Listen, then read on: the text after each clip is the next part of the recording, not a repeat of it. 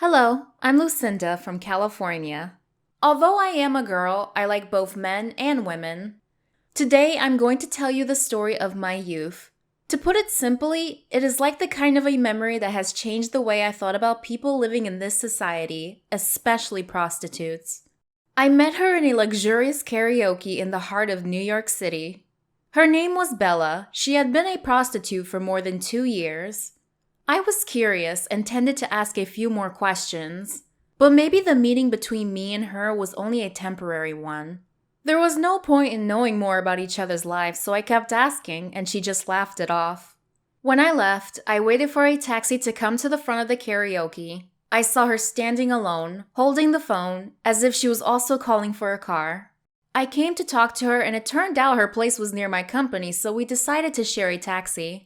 When we were near my home, I asked her to have supper with me, also to satisfy my curiosity about the casual life of the girls who were looked down on by people. Her real name was Linda. She was from Georgia. The name Bella was only to fool people. Her family was not perfect. Her father left with another woman when she was small. Her mother was hospitalized because she had contracted a deadly disease. She said that her mother was ill and had nothing left in her house. She borrowed some money to take her mother to the city to have her disease examined again and found out that she had cancer. She just hoped to earn a lot of money to treat her mother's illness. In her neighborhood, there were a few girls who worked at a karaoke and had lots of money. She then risked asking them to help her make money. After a few times, she gradually became accustomed to her job. Her job was to go to the karaoke to welcome guests at night, slept in the morning, and went to the hospital to take care of her mother in the afternoon. At that moment, 2 rows of tears were streaming down my cheeks. I tried to comfort her and share with her. Even if it was one more day, 1 month, 1 year, despite how long it took, she just needed her mother to stay with her 1 more day. She would do anything. I half believed in her story, and maybe she also realized words from someone like her would not be easy to be trusted at all. She asked me to come to the hospital the next day to visit her mother, and somehow I agreed. She and I parted at 4 a.m. I didn't forget to ask for her phone number and made an appointment to meet her the next day at the hospital.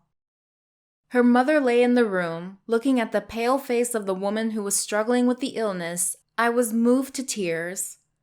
I thrust into her hand an envelope and then asked to leave. I myself thought it was only a little help to help her get through this tribulation. 7 months ago, I received a call from her while I was going on business in Chicago.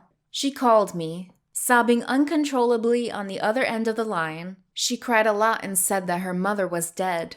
I went dead, not knowing how to talk to her, just trying to listen and encourage her to overcome everything.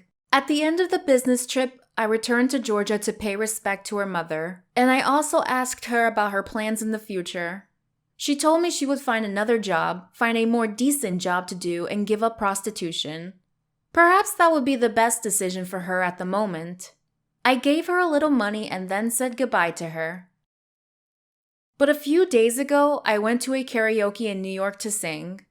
I was extremely frustrated when the owner told me the true story, intending to fine her to beat the hell out of her, but in the end, I thought it was not worth it. Unexpectedly, my kindness was deceived by a young girl. Her plan was perfect. There was no one in Georgia, no mother with cancer in the hospital. Everything was planted. The hospitalized person was not her mother, but just a distant relative. Even the relative's funeral was staged. She not only deceived me, but also many other people, including the owner.